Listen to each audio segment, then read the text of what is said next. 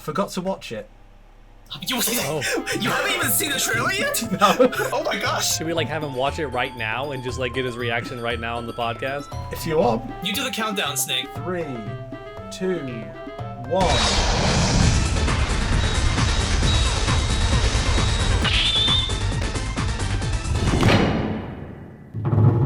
And 3, 2, 1.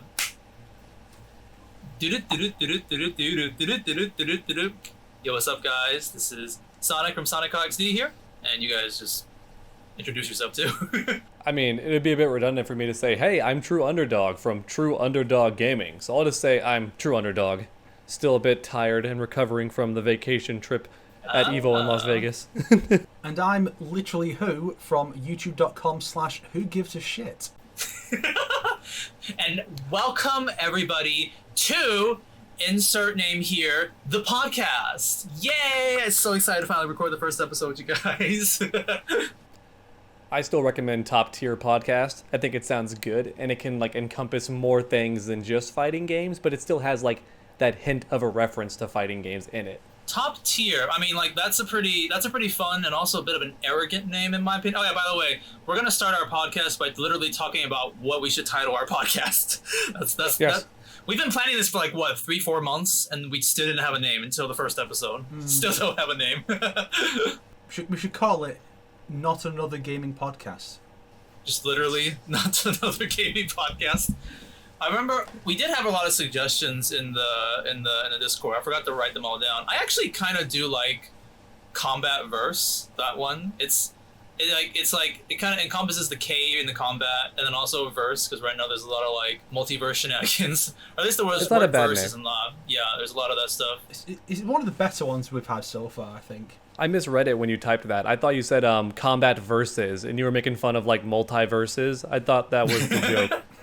And that got me paranoid because I realized that could low-key be what Warner Brothers and NetherRealm are trying to set up with MK11. Like, going forward, they're going to have different timelines of Mortal Kombat. Because now, we're going to talk about it later, but even Snow Blind is like its own made-up universe. It's never happened, like, canonically. And then they can make their own game where they all, like, collide and shit, and they'll have Combat Versus, where it's, like, all the different timelines of Mortal Kombat, like, fighting. That would be very ambitious, I will say. They're trying to do an MCU, but it's the Combat CU. They could have done that with MK11 if they didn't do the time travel reboot thing. Just said the original timeline carried on, did its own thing, and then that crosses over with this one. And then you could just throw in, like, here's Shang Tsung. Oh, but it's not the one from MK9. It's not the one from the original timeline. It's straight up the movie version showing up. And he's like, hi, I'm Shang Tsung. I'm here to take your souls. And I'm going to be the most popular character in this game. And kind of what they did, but we don't say like, oh, that's movie Shang Tsung. We say, oh no, that's like past Shang Tsung. But we all totally like probably say that's movie Shang Tsung anyways. I mean, come on, his ending should absolutely have been that it's game Shang Tsung, 95 movie Shang Tsung, and Legacy Season 2 Shang Tsung, because they're all played by Karitagawa. They should have been all coming together and teaming up and taking over, and then they fight each other. And he's like, this is a true deadly alliance, and it's like, not again, please. But it's Karitagawa, so you can forgive it, because Karitagawa is a saint. Hell yeah. Anyways, back to the titles. What else do we have? I remember Snake had a couple of them too. I had a joke one that I don't remember, if that helps. Don't remember. I remember Underdog Savage one, which was Underdog and his bitches. Oh. I remember that one. I did that to my friends one time in the Discord chat too, when like we were all roasting each other, going back and forth, and I just took some like artwork from Street Fighter of like Juri being like fondled by other female characters like at her feet, and I was like, look, that's me, and you're all my bitches down below, and I even like put the names on them. It was like Underdog and his bitches. Well, you can update that now with the Street Fighter 6 version. The we learned an important lesson from Resident Evil Village super move she has. It's like, yes, the big horny on main super. Dude, that trailer is hilarious. I like your tweet about that. You were saying like, Capcom have learned. So what is Juri's like feet size? Because they released like Lady Dimitrescu guess his like height, size, and stuff like that. So like they know. I have a friend who loves that stuff, and to his dismay, Juri's feet are definitely smaller in 6, but it's only because 6 is going for a more anatomically accurate art style, where like no one has like gigantic hands and feet anymore. So like they're still like larger than the average woman's by a little bit, but they're not like Hobbit size like they were in 5. I don't want to say realistic, but like definitely less cartoonish than the previous games, but not like it's realistic like another realm game. Like if she had that move in Street Fighter 4 when she debuted, I'm pretty sure her foot would be bigger than the opponent's heads, because that's how exaggerated it was back in 4. Yeah. Oh, good point. It would have looked goofy if her foot was like larger, because then it would be like the size of the head or bigger, and it would look like really silly. Yeah, I get what you mean. I mean, you just have to look at the way her outfit is in 5 actually, because she's wearing a skin tight outfit, so without the baggy pants, it really stood out and looked goofy. Mm-hmm. So, but now they've got the baggy pants back in this like brilliant blend of her original 4 outfit and then one of the alternates from 4, and but they've gone for a realistic art style, so you know, but well not too realistic. It's not like MK11. Yeah. Where it's like, we're just going to go super realistic and have, like, no soul, and... But surprisingly, it has better load times than Tekken 7. Figured that out. That's funny. Tekken 7 has the worst load times. Even if you have it faster on PC, it's still, like, really long compared to other games. And even when you hit restart match, it's not instant. It still goes all the way back to the loading screen, makes you wait another like 30 seconds to a minute. It's like ridiculous. Only for online, and what's funny, right? Or even the base game? Yes, that's what I mean, for online, Okay, yeah. Okay, yeah. What's crazy too is that Street Fighter 6 has the same weird phenomenon that MK11 has though, where the default gameplay looks okay, but then when you hit a fatal blow, or in Street Fighter 6's case, the super, it just snaps into amazing mode and becomes like super HD with like brilliant lighting, and you're like, what the hell? It looks like amazing all of a sudden. And it's the same thing with Street Fighter 6. And I do want to say one funny comment. So I think with Street Fighter 6, they're trying to make all the supers, like the level 3 supers, like around the same length. That way, like, they're not taking too much time from people. Yeah. And as a result, they pretty much copy and pasted Juri's super from Street Fighter 4, but they wanted to add that cute part at the end where she, like, pulls their face in with the foot and then kicks them. Yeah. So they had to speed up that first part, like, ×2, because that same super is, like, twice as long in 4. I noticed that, yeah. There was a comparison video. I did see that. It was like, oh, the whole super is basically just smashing, but in Street Fighter 6 is just and then the cute foot thing. Yep. I don't want to spend too much time on it because it's not like a Street Fighter video, but I also find it funny. I wanted to complain about it on Twitter as a joke, but people always take my like little rants seriously.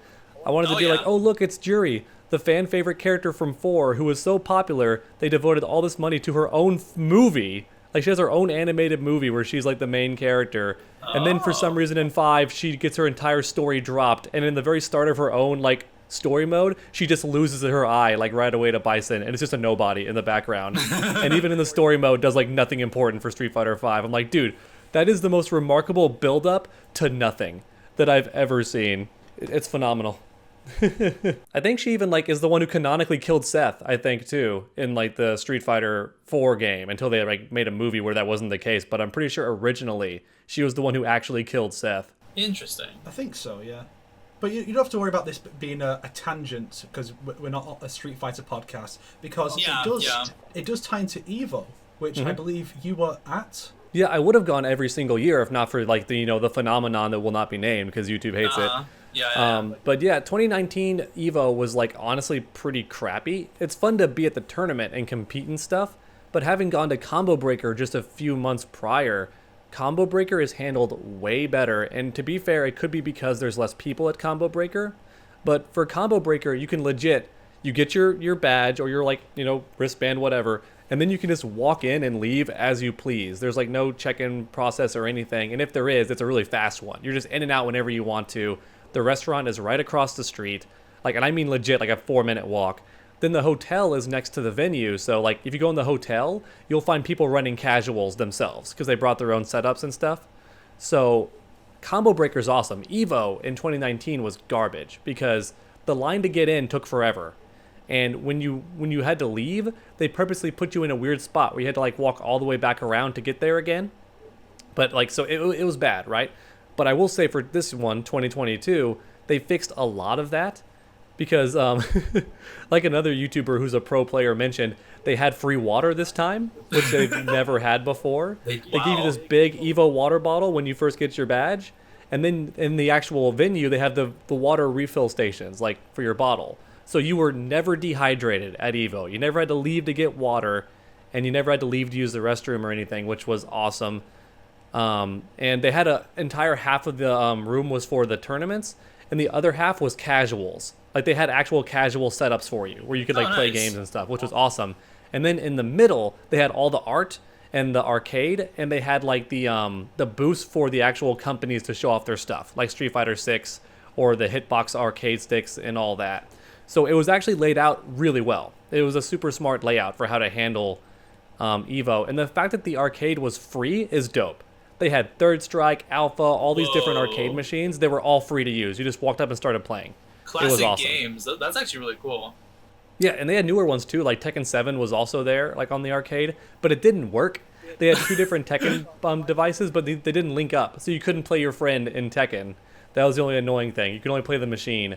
And my buddy who I went there with, he loves Tekken. He like lives and dies for Tekken. He wakes up and wants to play more Tekken.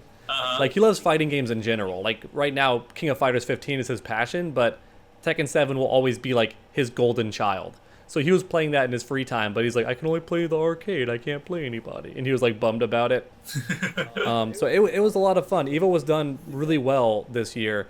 The only annoying thing was, one, they closed down one of the bathroom sections. I think it was just for the employees and maybe some VIPs. And as a result, if you had to use the restroom and you were in that area, you had to walk all the way to the other side of the convention. And it's a big convention. It's like the size of 2 football fields. So that's a lot of walking to like get to the other bathroom. Also, even if you're at the Mandalay Bay, which is where the tournament is held, to walk from the Mandalay Bay all the way to the actual convention center attached to it is also like a 10-minute walk.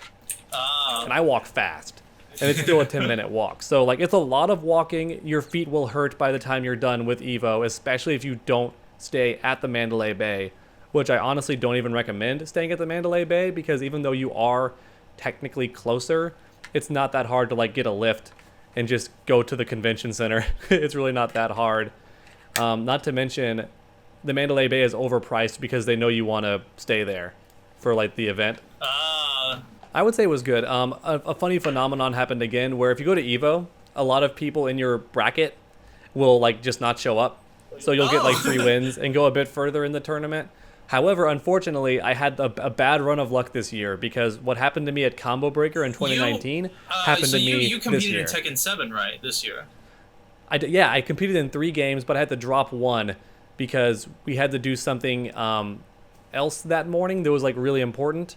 And so I just didn't show up to the King of Fighters 15 one. So I was one of those people who gave you a free win because I couldn't show up to that one.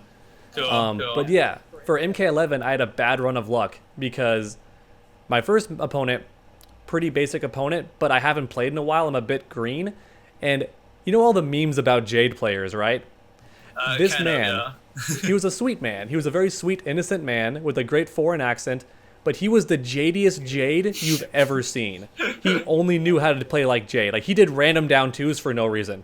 Even when you were, like, jumping distance away, he'd go, fwing, and just down 2 for no reason, and you're like, oh my god. He'd do YOLO back 2 whenever you were far away, just YOLO back 2, and all sorts of stuff. He would randomly pop Fatal Blow and catch you pretty often with it, because he's just so good at doing it randomly. And I still beat him, like, straight 3-0, right? But it was a frustrating 3-0 because he was legit the most online Jade you've ever heard of. And when he started to lose, he would just jump and throw glaives. Like, jump backward and throw glaives. Yeah. Like, because I was Shao Kahn. So he was like, stay away. Just like running away. But I beat him. But then my second opponent was Foxy Grandpa. So oh my gosh. I was screwed. Oh, we're that early on? Yeah. Well, because they put a pro at every single table. They try to seed it that way, because that way the pros never eliminate each other when they're not on stream. That's why they try to do it that way. Yeah, and that's not just for fighting games. That's for like any competitive sport. They try to have the best separated at the start. That way they can't eliminate each other too early. Okay. So Foxy Grandpa bodied me, but he was very polite. And there was a rumor that he wouldn't actually show up.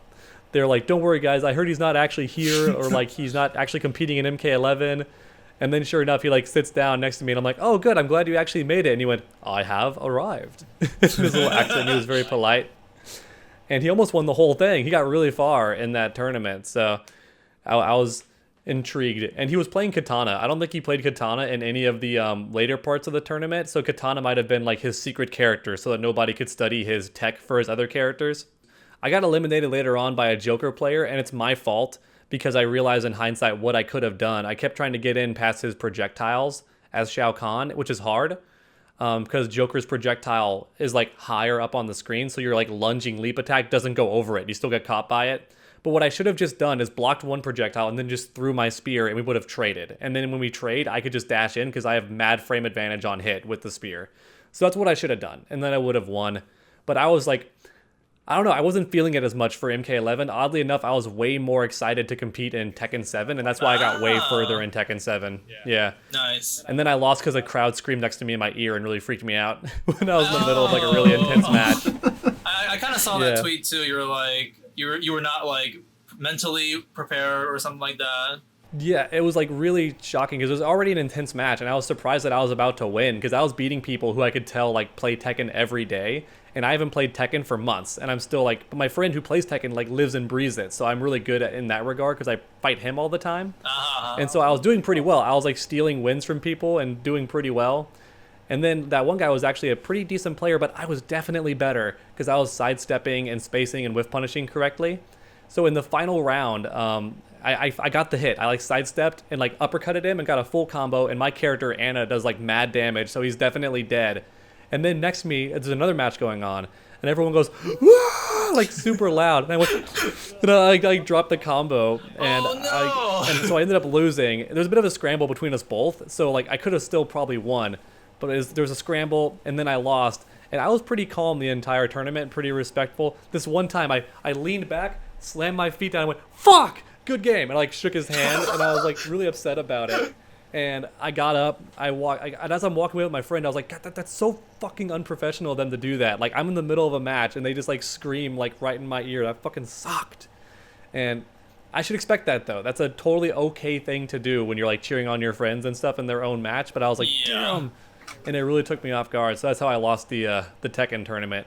I knew I wouldn't go very far, so I used that to like calm myself down. I was like, don't be too mad. You weren't gonna be in like top 32 or anything, so don't freak out. But I did almost escape I think I would have been in like winners like semi for that pool or something if I had won that. So I would have actually been like out of pools if I had won that one, I think. I've escaped pools for MK11 also, I think my first year at EVO. But that's because I didn't bump into any pros until later. Nice. Yeah. And that's pretty much it, I think, for the full EVO experience. You got interviewed, right? I did. I got interviewed, and they made me look really gross in that thumbnail. I look fine enough in the video. You look like a cartoon character. Yeah, that thumbnail. I was like, whoa, what the? They squished my head to like look squarer, and then my neck looked super long as a result. I looked like I was like a Pez dispenser. I don't get how they pulled that off. I was like, dude, they could not have made me look weirder if they wanted to, and I'm surprised they didn't just ask for a photo. Like, hey, can you send us like a photo? I looked so weird. Yeah, it was funny. It was a good interview though. I spoke very fast though. I watched that interview. It was quite nice. Good. That's pretty much it, I think, for my EVO experience. I'll give one last tip for people if they want to go. I recommend going to Vegas like 2 days early because Vegas itself is so much fun. Even if you're like an introvert, like Vegas is so much fun. Don't show up there and then just like stay in your hotel room. There's so many fun, cool things to do in Vegas, even if you're like there alone. I recommend going with a friend for sure because everything's more fun with company. But there are so many cool things you can do in Vegas by yourself. Like they have like literal theme parks there inside some of the hotels. They have this sub-zero temperature bar that me and my friends went to where it's like it's below zero and you get drunk in there. And these big thick like Eskimo outfits. And that sounds there's fun. just so much to do in Vegas. There's a lot. Even the Mandalay Bay that we were attached to has like several things that you can do there. It has like the biggest pool in the whole strip, a bunch of different tiny pools next to it. It's got a club. It has an aquarium/zoo inside of it that you can go to. So there's tons of cool stuff to do in Vegas. But I think that's it for my piece, everybody. Yeah, I've heard like Vegas does seem very fun. I've heard other people talk about it for like vacations and like stuff you can do there, and the food there is also very good. Snakes, do you need to leave or are you? Oh yeah, he's got to leave for a second. All right. Oh, Totally, because his dad's back. just you and me now. We can talk some shit. Yeah. I'm actually not. I have something that I can talk about EVO, but it's more like from what I've seen, less than like because you were there, so I thought it'd be interesting to hear your thoughts about EVO and stuff like that. Well, it's kind of funny is they had Street Fighter 6 there in 2 spots, right? Uh-huh. But one Street Fighter 6 had a huge line, and the other one didn't. But the other one wasn't by the entrance, so like a lot of people didn't know about it. But you could get in that line and play Street Fighter 6 back to back. Like you would play it for like until the session ran out, then it would stop you. Then you get back in line and play it 5 minutes later. Like it wasn't a long wait. I heard your experience of playing that with the interview too. Like you wanted to play Ryu, but like your friend's just like, really, Ryu? Well, he wanted to play Ryu because everyone wants to play Ryu. And to be fair, he actually plays Ryu in 5 every now and then. I don't touch Ryu in 5. So I see. He deserves to play Ryu. I like Chun-Li a lot in 5. Oh wait, you went against with your friend when you're playing? Yeah. And that's then fun. for one of the clips, Destroyer is the one holding the camera because before that we had to get one of the staff to hold it. Uh-huh. And what was funny is the staff were pretty fun people. Like I was like, hey, do y'all mind holding this camera and filming for us? He goes, sure, why not? Wait, but first, is it a Sony camera? And I was like, yeah, it actually is. He's like, all right, good. Just making sure. Because it's a Sony PlayStation booth. Ah, And I was like, that's funny. That's nice. I've got a Sony camera myself too, but this video is not sponsored by Sony. I mean, it low-key is because they own Street Fighter 5. I mean, 6, I think, too. I'm not even sure if it'll be on Xbox. Hopefully it will be. But we'll see. I might pick up that. I really am interested in the art style too, and if NetherRealm ain't doing anything, I just might pick that up too. It's going to be a bit easier than like previous Street Fighter games. Like they're doing that on purpose. There's not anything too crazy about it. Yeah. It's fun though. It's got a lot of fun mechanics in it. And the whole point of Street Fighter 6 is that like you never feel safe. Like your opponent can never feel confident, even for like a block string, because there are so many moves to get them off you during block strings too. And you can parry, you can guard rush where you just pretty much armor through and punch them in the face and stuff, you know? So like they're never guaranteed anything. And that's, I think, the idea. Yeah, that seems more fun, not like consistently just like beating up your opponent and there's nothing they can really do and stuff. I do wish that they had more characters because that's the same build they've been using for like the whole year. And they've revealed like 4 more characters since then and none of them are playable. Like you couldn't play as like Guile, who they've shown a long time ago. Yeah. There's only like the 4 new from like the first trailer or something from what I recall. Yeah, it's the same 4. You can play as Jamie, Chun-Li, Ryu, or The other new character. Jamie. Yeah, Jamie, Ryu, Chun-Li. Is that it? There's only 3 maybe. Isn't there one more new character? Cody or something? I forgot what he's called. Oh, you mean the guy from 5 who was the last character, Luke. Yeah. Oh, yeah. You can play as Luke. I thought he was a new character. Oh. He is new, but he was meant to be like he was the last character they added to Street Fighter 5, and he was broken. He was in his own tier for a while. Like Luke was his own tier, just like Android or like Lab Droid 21 in Dragon Ball Fighters. Luke was his own tier, and they nerfed him a bit, but he's still really good. So he's still like S tier. He's just no longer in his own tier bracket anymore. And I think for Street Fighter 6, he's just normal. I don't think he's nearly as crazy. But it's sadly because Street Fighter 6, like I was saying in the interview, everyone's toned down a bit. No one's like, their move list is like a bit bigger, which is cool. Like Chun-Li has all of her moves back, which is nice. Before she like lost some moves to Juri in Street Fighter 5. Yeah, she didn't have her flip kick until way later in 5 when they gave everyone a V-Skill too. They gave her the flip kick, but it was still only an optional move, so you wouldn't have it for certain builds. Now she just has that move, which is nice because it's like F your projectile, just like hit him, Nice. which has always been fun with Chun-Li. And they even brought back a move that she hasn't had for like a decade, and that's like her rising kick move. She hasn't had that forever. That's like back in Alpha. That's cool. Giving the fans what they want. And that's her new DP, I think, because her spinning bird kick is no longer invincible. So if you want an invincible move, now it's like down kick for her rising kick thing instead, where she flies up. That's like her new DP. And she has a stance, a brand new move. I kind of wanted to ask, just a little bit I want to ask about this. I think I'll get more into it later. I want to ask about your merchandise, your like t-shirt stuff. So do you design that all like yourself, or do you ask someone to help you with that? A good like 90% of it is all mine, but when I first started out, I wasn't very confident with it, so I did hire people. Like this one was my idea, like my concept, but the artist actually made it, and it turned out super good. Nice, yeah. I just like the purple. I think purple's a very good like neutral kind of color that everyone likes. Cool. Not neutral in the sense that it's like a neutral color, but neutral in the sense that like men and women and everybody all like purple. So I think it's a good color. Yeah, we were just talking about Street Fighter 6, and I was kind of talking about the Dawg shirt like currently right now, basically. So you're all caught up now, Snake. You're all caught up. All I have to say is, from the sound of it, ironically, you said that Combo Breaker is better than EVO, and then at EVO you were undone by the crowd doing a Combo Breaker.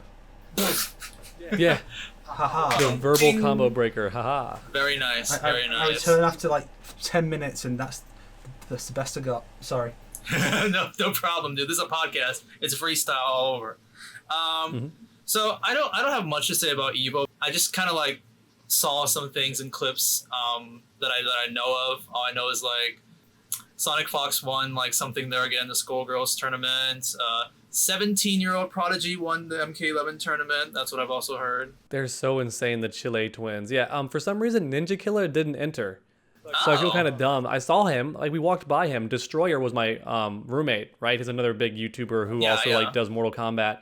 And he knew everybody because he was also like very competitive for a while. So he like knows all the pros and was chatting with all of them, very friendly. Or they'd like even run up to him like, Destroyer.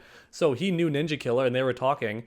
And I thought for sure because he was there that he would be an MK, but I guess he didn't compete in that game. So I was like, damn. He was the only person I think who could have actually beaten one of the Chile twins.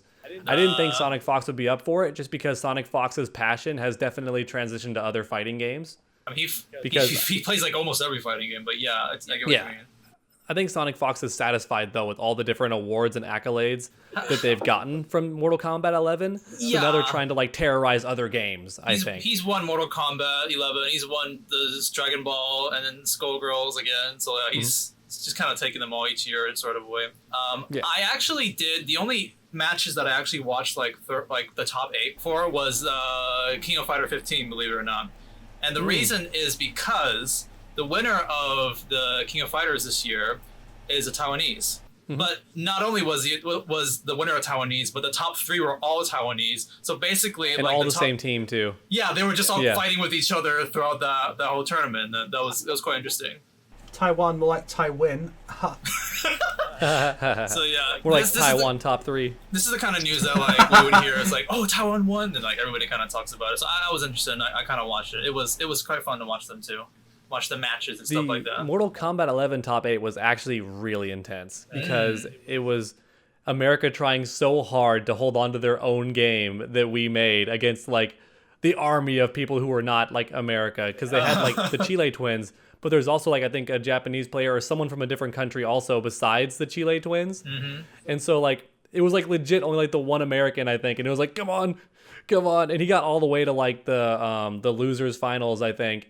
And he was playing Kotal Khan, which was cool as hell. Like to watch Kotal Khan just tear through people. And every time he did something, everyone got hyped because they knew that just one touch would be like the end of the round. So he would like summon a totem. Everyone went, ah! He'd block the opponent, knock him away, summon a second totem. They go, ah! The opponent would throw a projectile. He'd parry it, get a buff. They go, ah! They'd be all freaking out. Then he'd land like one touch and get like 35% or something.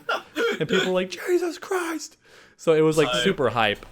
I'm sorry to interrupt, but speaking of Kotal Khan, I can't help but appreciate KK in a wheelchair down there on screen. Just chilling. I've actually showed this in my 95 review first, but yeah, I've but I've had this like basically four legs. It's not the most perfect setup, but essentially like I just thought randomly I'm like I'm gonna order a KK model, and then I've had this Professor Xavier like wheelchair since I was a kid.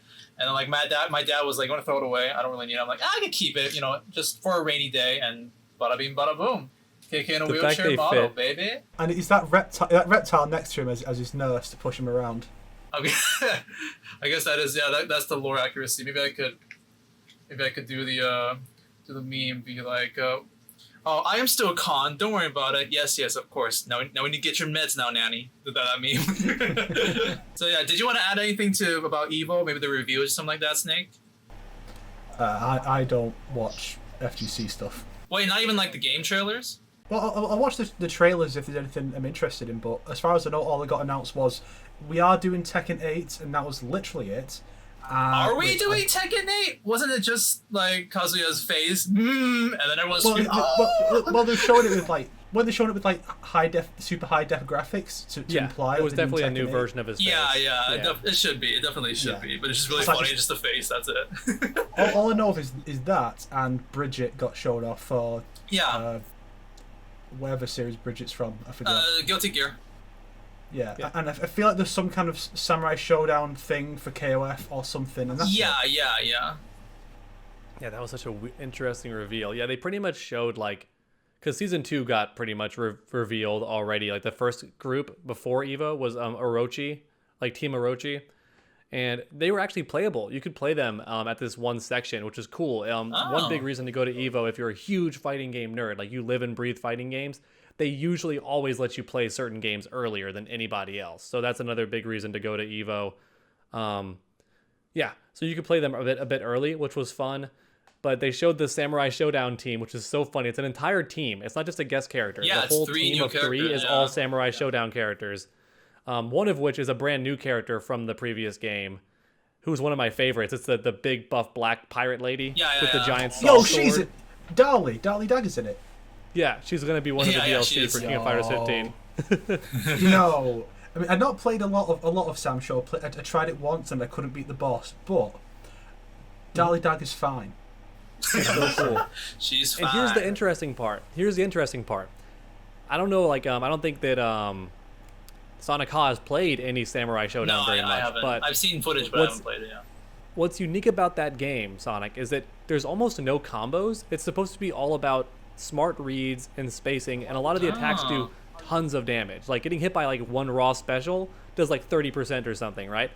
That's not how King of Fighters 15 is. That game is combos for days, which means they're gonna have to like transition them into that super combo style, and I'm very excited to see how these no combo characters look in a game that's like known for its combos. I'm very excited to see how they adapt that. I'm hoping they just go full adaptation and keep all their moves, but just have them all lead to combos. That'd be so sick. I hope they don't do the other option, which is to have them still keep the Sam Show playstyle, but just be like fish out of water in KOF where everyone else is doing combos, but if they land one big hit, they just get like 30%. I don't want that. I want them to play like everybody else, but with their signature moves. That'd be so sick. Kind of like Marvel, like, you know, versus Capcom. They bring over characters and give them like crazy wombo combos that don't exist in their own games. Yeah. That's what I want to see. That's a good point. Yeah. Did you ever? I'm sure you played Soul Calibur, right? Oh yeah, it was like my favorite fighting game for a bit actually. Wasn't Soul Calibur has like the main character of Sam Show also in Soul Calibur as a collab? Yeah, Sam Show is just jumping to every single game right now. yeah. Trying to. Is that out yet or is it not out yet? Him in Soul Calibur? Yeah. Yeah, he's been out for a while. Soul Calibur has been done with its DLC for like over a year now. So would you say that is applied to Soul Calibur 2, his playstyle in there? What you just said about... yeah, he's just way cooler in Soul Calibur 6 because he has way more moves because it's a 3D fighting game. So every character has like at least 50 attacks. So he's got a lot of stuff. The only reason I didn't like his inclusion at first when I saw it is I knew he'd play very similar to Mitsurugi because they're both like the samurai character. Oh, okay. And I was pretty correct. He plays a lot like Mitsurugi, but he has like a drink mechanic, I think, where he like levels up as he drinks, which is interesting. I don't even know if he has that in Sam Show, but I don't play very much Sam Show. Yeah. I played like Big Black Pirate Lady, and that's pretty much it in Sam Show because she was all I really cared about like learning. I wanted to learn the Bird Lady, but she wasn't that interesting like I thought she would be because she was also in King of Fighters 14, the Bird Lady. Okay. And she was actually really fun. So I thought she'd be that fun in Sam Show, and she's not. She's like typical Sam Show playstyle where like she can grab onto the bird and like float around, and she can do like a single attack from it, but that's it. Whereas in 14 it led to like full combos when she landed that stuff, and it was like really sick. She can't do that in Sam Show. All right. Speaking of EVO, here comes our next transition here. Now, rumor had it that Snow Blind, the trailer, was going to drop at EVO. So a lot of people I've heard are like excited to be at EVO to see the trailer for Snow Blind because that's what they did for Scorpion's Revenge back like two years ago.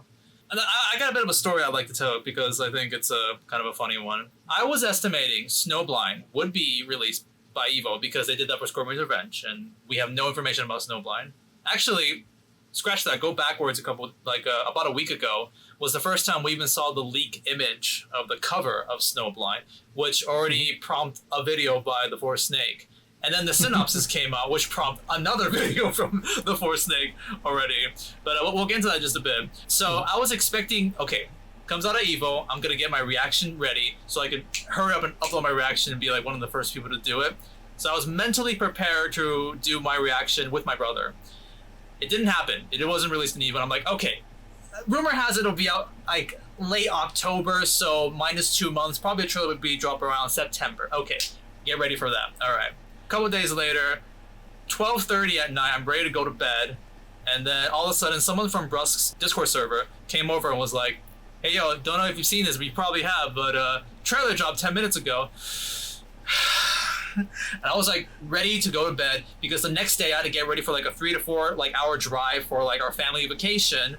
But no, instead I had to like get my brother up and be like, we're recording this right now. I don't care if you're not ready. We're just gonna have to do this now. So I like have the most unprepared like face with like super messy hair. And yes, guys, I do my hair sometimes like when I'm filming. Like that was not my ready hair back then.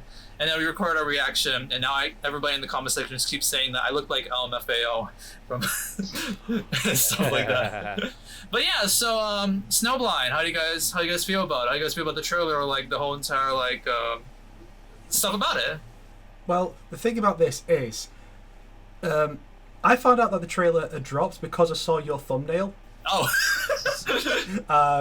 But the thing is, so I had this idea of thinking, wouldn't it be cool if, after I'd done those other 2 videos on Snow Blind, if instead of doing a trailer thoughts video, I instead watched the trailer and then gave my thoughts on this and said, hey, if you want to know my thoughts on the trailer, go watch the first episode of this new podcast. It would have been really cool. Oh, but nice. then I forgot to watch it.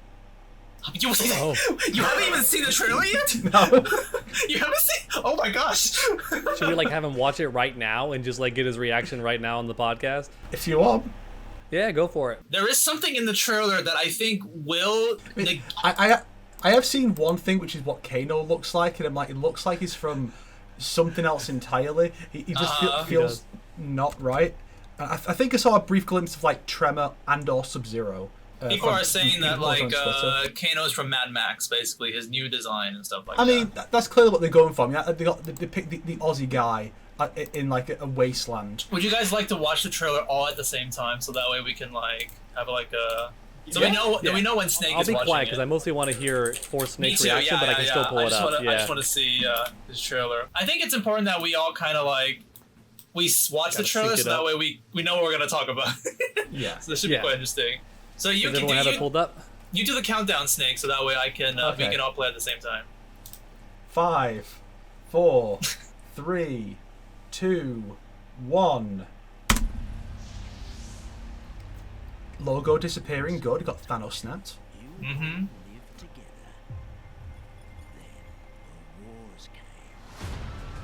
The art style had me worried at first because it looked kind of like kidsy. It has changed. Everyone's a lot wider. It reminds me so much of like Batman. I like the part where... Wait, was that No Face? Was that fucking No Face? Yep, No That's Face what is people there. are saying, yeah.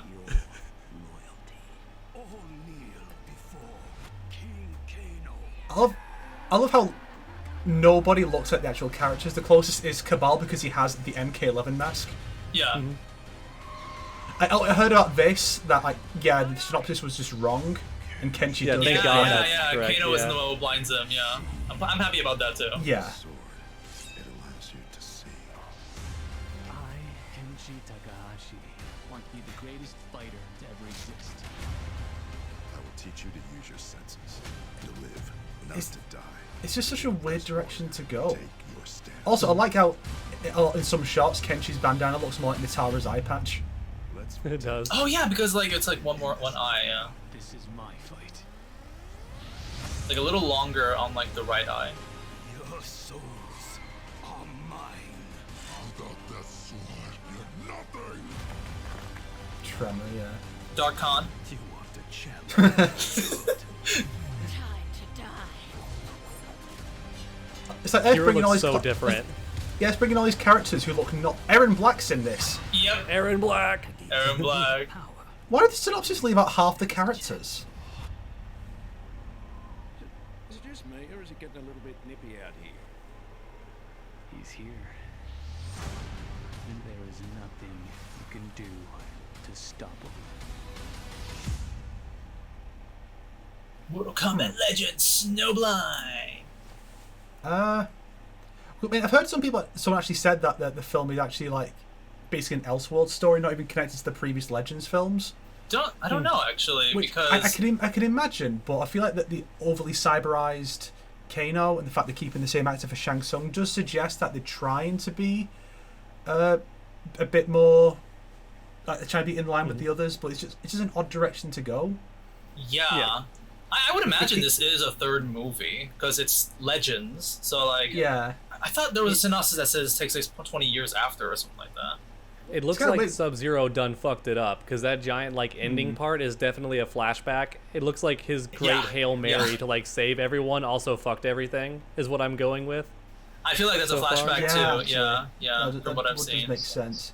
Oh, so that means that we might not get the moment where Kuai Liang becomes Sub-Zero again, takes up the costume. We might not get that moment because he might just come in as his like bearded dude with the Raiden hat doing the. Oh, this movie looks like AIDS. He's not Sub-Zero Oh. anymore. He's Kuai Liang. It's funny how like every little bit of extra information that comes out about the film, I like it less and less. And it's always funny when people say, "Oh, it's good to have characters like from the 3D era getting some love," and I'm like, "Is it really love if they're just going to show up and do nothing, just be like mooks to fight?" I mean, at least it looks like the characters will be around for a while and not just in one scene and die. Cobra and Kiro definitely will, probably, yeah. But at least Yeah. Kenshi is the main character. I think that is the Yeah. win for like 3D era fans for there. I feel a little bit the same way as Snake did in his analysis video. I mean, not that harsh, but a little bit now since when I found out that Shang Tsung isn't going to be the main villain. Because, like, the cover that first came out with Shang, Kenshi, and Sub-Zero was like, ooh, where is this direction going? And then Snake made a video basically saying all these cool lore things about Kenshi. And then when the synopsis came out that's Kano, each like, fuck this. This is, like, completely ruined. This is like, none of this is going to be what I thought it was. I gave the benefit of the doubt. I can guarantee you Kano's not actually going to be like an opponent you fight. He seems more like the Kingpin character. Like he's almost like Really? a figurehead. I wouldn't be surprised if Shang Tsung lets him think he's the leader, but in the background Shang Tsung's doing all the stuff. Like I think that's going to be the actual reveal. Like he's going to start off as like a henchman, and then it's going to be revealed that he was the one doing everything, and he allowed Kano to believe that he was the guy in charge the whole time. That's what I think it's going to be. Well, did we get a shot of Shang Tsung and Kano both together? Because I've seen people theorize that Yes. perhaps Kano is actually Shang Tsung in disguise. That would be nutty. That would be, but I think I guess That not a makes sense, trailer he's because dead. the closest part we have is when Shang Tsung says King Kano, and then Kano walks out. Yeah. Yeah, that's But where what I if he saw goes? it. What if he goes? Everyone, make way for King Kano! Sprints behind a corner and then just comes out as King I Kano. was just about to say that too. Yeah, think about that. Or a smoke bomb or something, and then Kano comes out of it. Like that'd be interesting. That'd be a really cool twist too if it was just him the whole time. Though I'm not sure why that would mean he has more cyber parts. It's Because to he would be, only it's be to be Kano the when he died. reveal Yeah. because people would think Kano died, so he has to be very cybernized to be come back or something like that. But then it turns out it's still Shang Tsung. I said on Twitter that it's kind of wild how the thing people seem to have the most trouble come to terms with is that Kano is alive again. And it's like, it's Mortal Kombat. That just happens. Baraka just walks up in Battle of Realms like, Yeah, "Hey, what's up? I'm back." Yeah, he just is. I'm kind of surprised actually the trailer didn't show Scorpion because Patrick Seitz was on that list of the voice actors. He will be in the movie for sure. So yeah, it's like he's the main character of the first one. It'd be weird to leave him out altogether. But I'm kind of surprised they didn't put him in it. So I'm wondering, are they just trying to make that more of a surprise that he shows up at the end alongside Sub-Zero? Like Sub-Zero goes off and then comes in with Scorpion. It's like the true deadly alliance, or is it going to be? Oh, is Scorpion going to be reserved for the Stinger, where Kenshi like drops off his son with Scorpion? The thing is Oh, at the very end. Yeah. about Scorpion is, in my opinion, I felt like Scorpion's story in the first movie wraps up well. That I'm kind of shocked he just came back for the second movie to be like another character, a major character there. I feel like he doesn't need to be around. Like he's done basically. Well, you know why they did it. Of course, yeah. This right there, this is why. It's their merchandise, baby. Come on, just Scorpion, just don't be a main character, don't show up. Let Sub-Zero actually get some love in this new movie. Come on now, it's Kenshi and Sub-Zero time. He was definitely going to be in every movie, so he's going to be in this one too, is a pretty good guess. I think it's a fair assumption that he'll show up somehow in this new one. Yeah. What's funny to me is like the Kira design was like ridiculously different. Like Cobra still looks like Cobra, they just changed what outfit he's wearing. But Kira, like if you were to show them side by side, the only similarity is the hair, like the color, and that's it. Not even the style is like the same. So it's interesting though, because Kira was always like ripped on for being one of the most boring and like bland designs possible. She legit looks like a custom character you would make in Armageddon. Like that's how bare bones, like basic she is. So on the one hand, it was smart to change her, but on the other hand, I'm like, damn, it's not even like Kira anymore. It's some brand new character. They really redesigned a lot of stuff going into this movie. Actually, I never read it, but it kind of gives me a bit of like MKX comic vibes, especially when they like the Black Dragons show up in the comics too, right? Because like, isn't that kind of the same group too with Tremor and like that group? Except Cabal wasn't there because he was dead. In the comic, they had fucking Tasia and Tremor. Yeah. And Jarek. Not No Face though. He can go away, but like, they brought back Tasia from friggin' Special Forces. She hadn't been seen in 15 years by that point, but they brought her back, while Kira and Cobra, they're just nowhere to be seen. But this is like all the Black Dragon? Like any character who's ever been part of the Black Dragon, except for your boy Jimmy Cage, they're all here. Like Aaron Black is too, but like one weird one is Ferritor. Aren't they like Outworld? Maybe that's a hint of saying how Shang Tsung is working with them or something like that. I don't know. Maybe I'm thinking too much. I don't care. Possible. I'm glad to see Ferritor animated. That's amazing. Actually, I am quite. that's why when I saw Ferritor, I'm like, whoa, Ferritor! Oh, that's interesting. I guarantee Ferritor will die in the first scene they're included in. No, I think I saw them at the end. I saw them at the end. I'm sure that was the only shot we saw of them, but it feels like the kind of character you bring in just to have them die. But here's my question: will they actually kill off Farah? I was thinking about that too. Because she's a child. Yes. Can you do that? I mean, I know they killed. They did kill Satoshi. They I guess. killed Satoshi, yeah. But that's treated as a bad thing. Is it okay to have your hero slice down a child? I don't know. We'll see. I'm interested in seeing. They have where a couple go of options. With that They could just retcon it to where like Farah is like tiny, but she's still the same age as like Thor, like a Psycho in Borderlands. She could just be really small. Maybe they get an adult voice actress for her. What if what happens is they face Kenshi at the start of the film and Thor is cut down, and then by the time Farah shows up again, she's gone through the aging thing, like in her ending, and so now she's the big dumb Thor thing, and there's like a new little like mini character scampering around.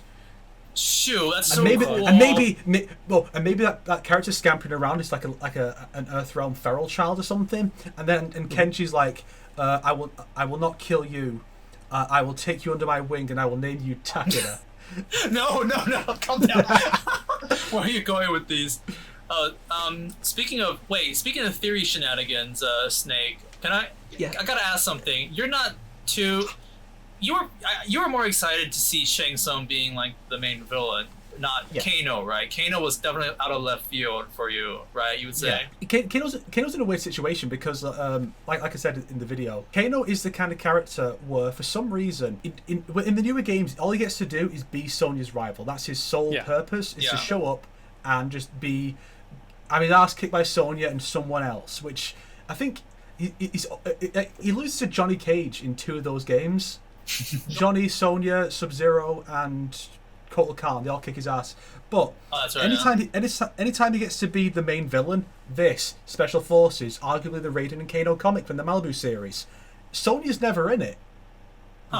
So it's like when Kano gets to be more than a jobber, Sonya's not there, which feels weird. It's because she has his number. It's like how whenever Sindel shows up, Jade is fucked. Because Sindel always beats Jade in the 1v1. So, like, if Kano needs to succeed, Sonya can't be there. Because she got it. It's like a WWE matchup. Like, she has his number. That's interesting. Yeah, actually, like, I would expect the synopsis or a story like this to have, like, the Special Forces in it. But it just seems like Kenshi and Sub-Zero are going to be the main good guy characters. Yeah, that's the weird thing. Like a lot of people also propose the question, why is it not the red dragon if it's about Kenshi? I've seen a lot of comments talking about that too. Yeah. It's kind of cool having Sub-Zero in having this major role, but I feel like it would make more sense if you're going to have the Black Dragon as the villains to have at least one Special Forces character. Like, it could be Jax, give him some focus. Maybe a jaded old man Johnny Cage. Or Sonya. It's just an odd direction to go. I will say this though, the trailer doesn't seem like it's showing everything yet. Like, there's a lot of stuff that's like Battle of the Realms. Whole movie was there except for the ending. I feel like you could just see everything there. But this one, I feel like they learned, because like the Red Band trailer for like Battle of the Realms, you literally just see Kentaro's arms getting pulled off. I'm like, really? You just showed that? Like, okay. I feel like you don't know who dies in this movie. I mean, you probably do, but I do feel like they are holding back their cards, or at least I hope they are. I hope this isn't what the whole movie is just going to be about. Yeah. By the way, I wanted to mention this quickly. Snake, I don't really understand why you're complaining too much about the story synopsis when you were the one that wanted this. But wanted what? So in the Battle of the Realms debate video we did about a year ago, very randomly, I think when Dawg was talking about like characters to bring back, you specify and say, bring back Kano. Bring back Kano. And he came back in the biggest way, huh? Which is kind of cool, I guess. I always hated Kano, but they listened to your they listened to your opinions again there, Snake. You predicted this movie honestly, somehow. I feel like the most likely reason that Kano's in this is because people loved him in 2021. You think so? Like, to me, it feels more likely that would have influenced it than anything. Because like, what reason do you have to? If you want the Black Dragon, you can just have Cabal be the leader. You just have that happen. Actually. Like Kano's dead, Cabal took over, and so he's the head guy for the Black Dragon. You don't need Kano, especially not if he's none of the characters who have any affiliation with him are here. He's not here for revenge on Jax or Sonya or anything. So why bring Kano back? He's just here to rule or something. Yeah. So it's like, but people loved him in 2021, so they brought him. So that could be why they brought him back. I don't know about that. I feel like, would you think that they made this film already in 2021 or something like that? I feel like it would be before. That is another possibility. They do take a while to make. The animation, to me, the animation just feel a bit cheaper because of the art style. Yeah. Like it feels, it feels like the TV spin-off of MK Legends, the movies. That's what the art style feels like to me. TV spin-offs. The thing is, I'm okay with the new art style as long as it's more fluid, because even if like the comic booky art style for Battle of the Realms and stuff looked fine, it had some really choppy animations at times, so I'm okay with them keeping the more simplistic look if it means that it's more fluid more often and like the animation quality itself doesn't dip. I want to see the movement be smooth. And I wanted to add one quick thing because I'm not sure where to shove it in. But y'all were mentioning like there's more to this film than they're showing, hopefully. And y'all are bringing up special forces and stuff.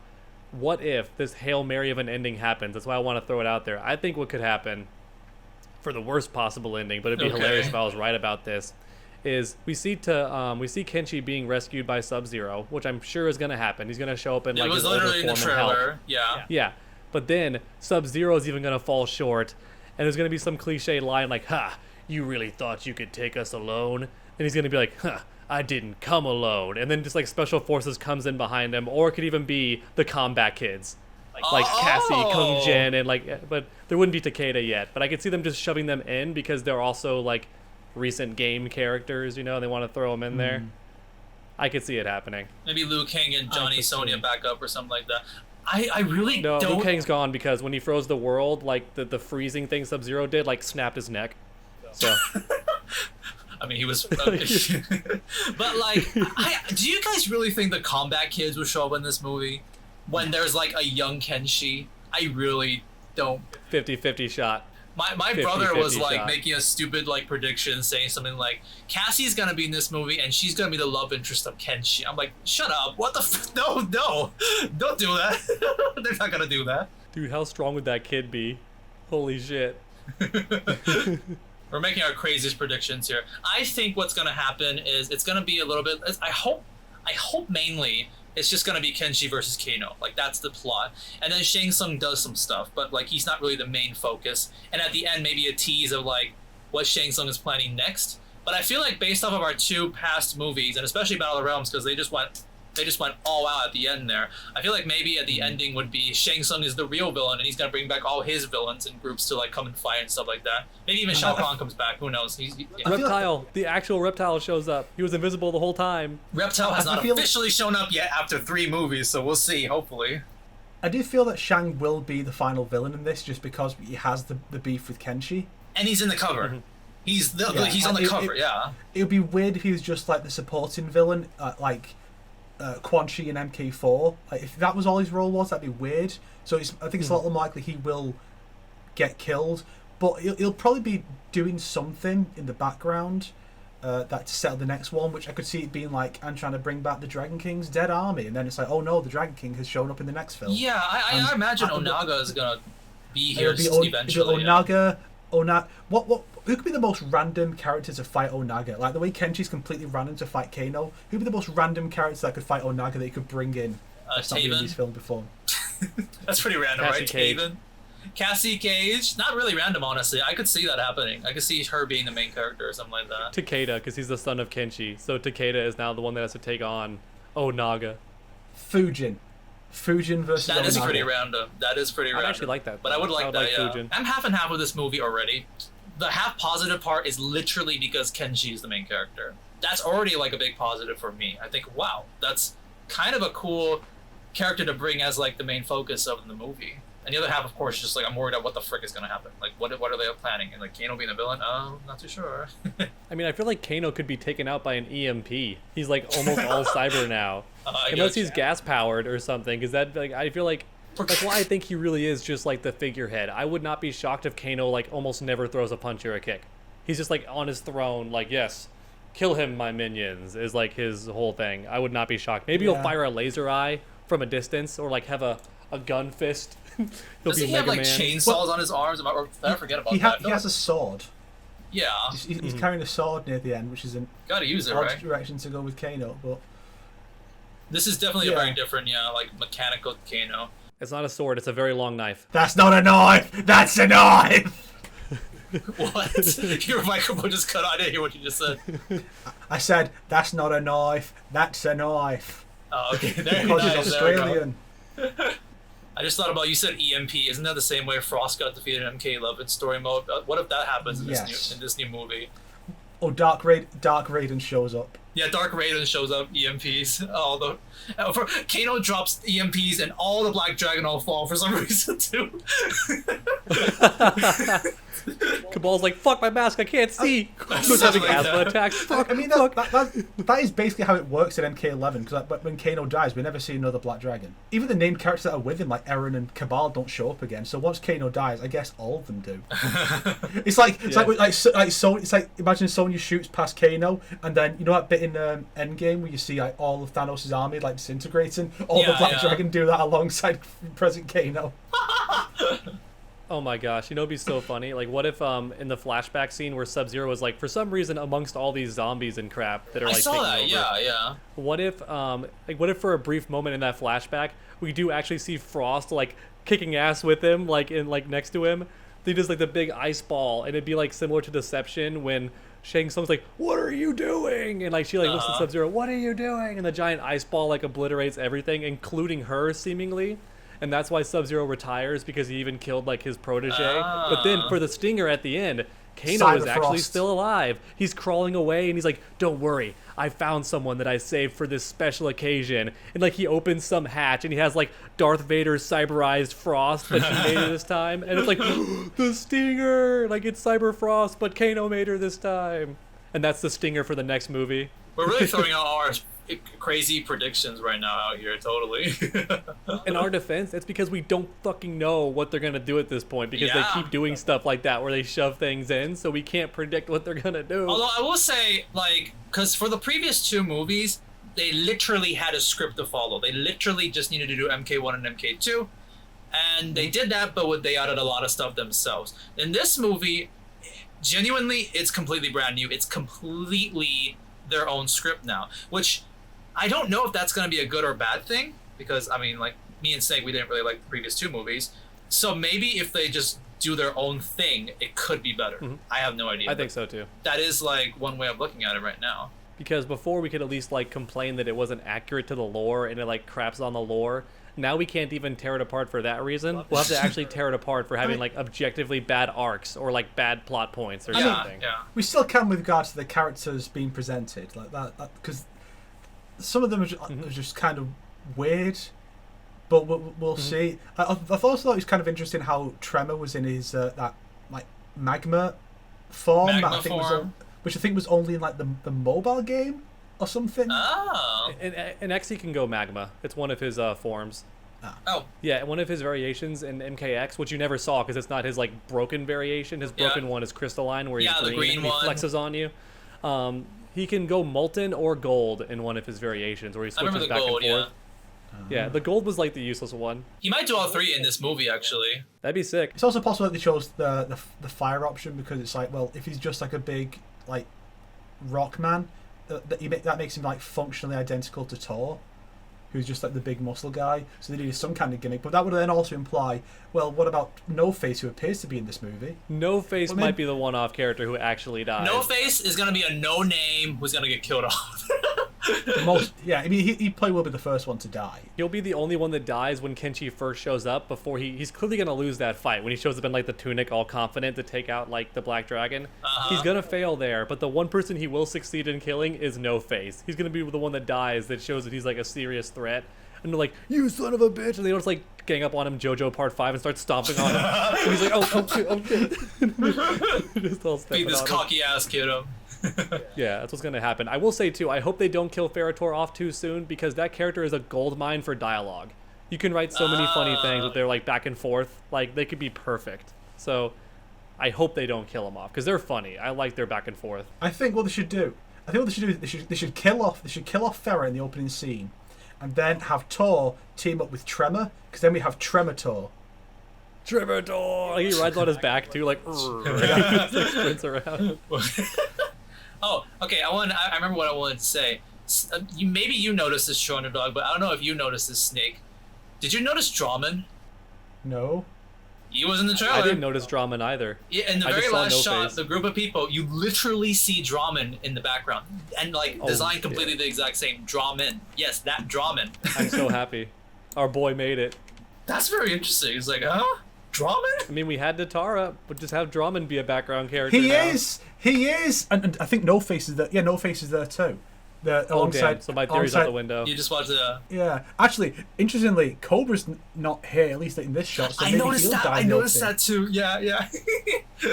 I don't really want to analyze the trailer too much because I don't want to spoil myself, because that's how I felt about Battle of the Realms. But like, there are some cute tidbits like that, like Drawman just there in the background, like, oh, Drawman. But my question is, why is Kano a redhead with a white beard now? Was he's red hair? Oh, red head?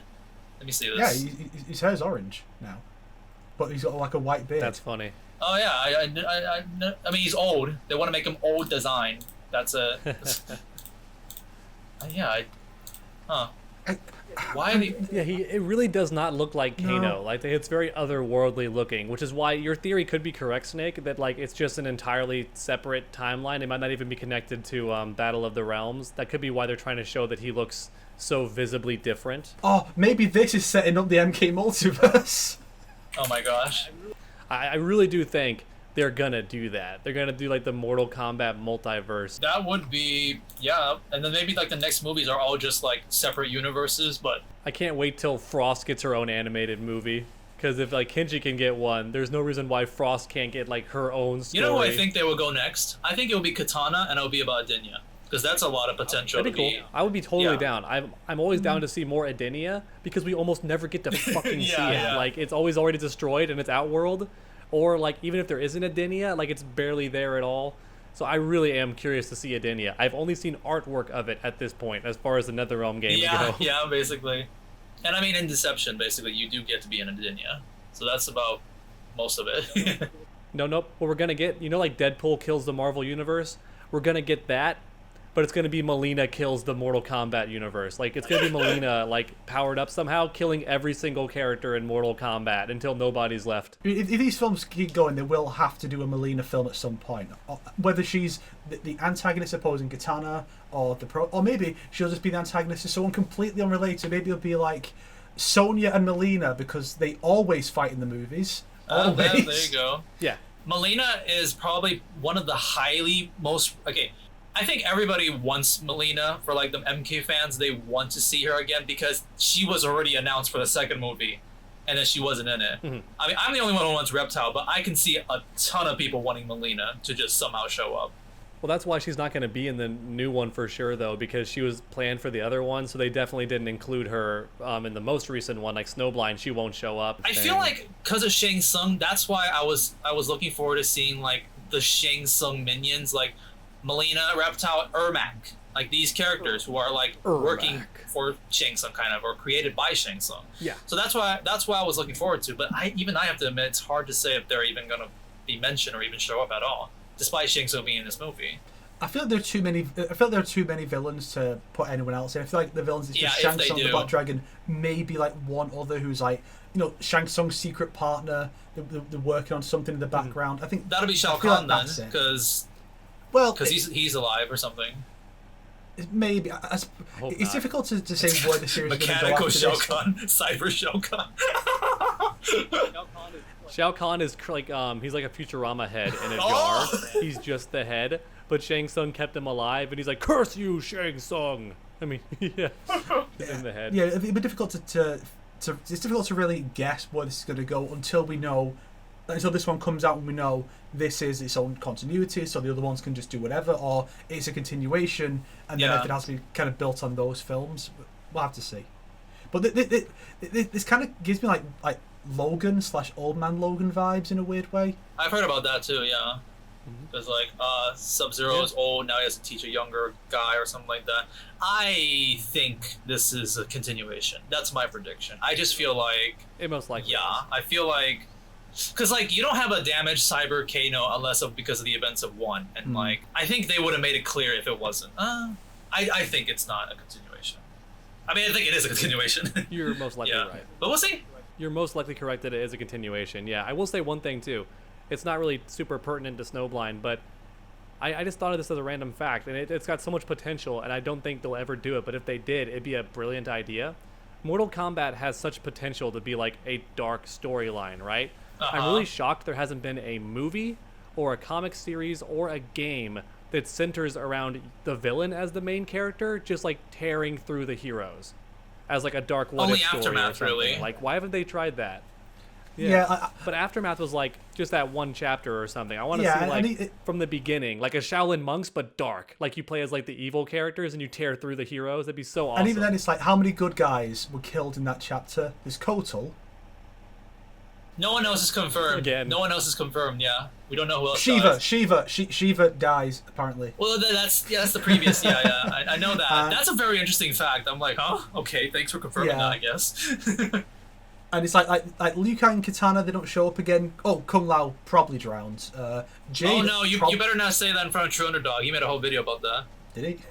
Yeah, but it's because the writers messed up though. Like he's definitely meant to be dead, but I joked about how the Revenant is still there in the final fight, and Revenants go away when the past version is killed.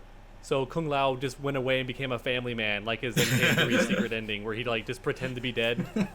Yeah, that was the joke that I made. Well, that would have been a way better ending if instead of like the great Kung Lao, if it was just Liu Kang confronting Kung Lao, like why the fuck did you run away? I needed you. Well, I guess that's all we've got to say about Snow Blind. I'm excited. I'll watch it. I'm not like... What's interesting is I was more excited for Battle of Realms because that trailer was super hype. That first trailer really wanted to get me into... I mean, it got Dawg really into it too. This trailer really doesn't give me much, but I think that's a good thing. I don't want to be hyped. I don't want to know too much going into it. So I guess that kind of succeeds in that aspect. But we'll see. Hopefully it'll be good.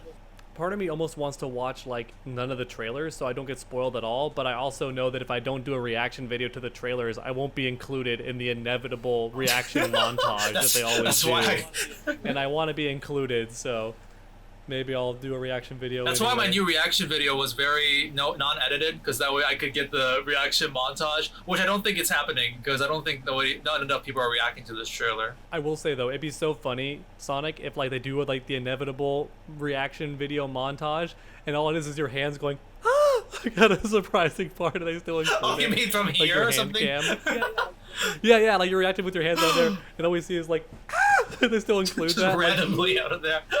All you have to do is do the brusque poet tactic, where you celebrate the dumbest inclusion, and they'll include that because they think it's genuine. Like when you went, here Let's comes go, Cole Young, Let's go, Cole!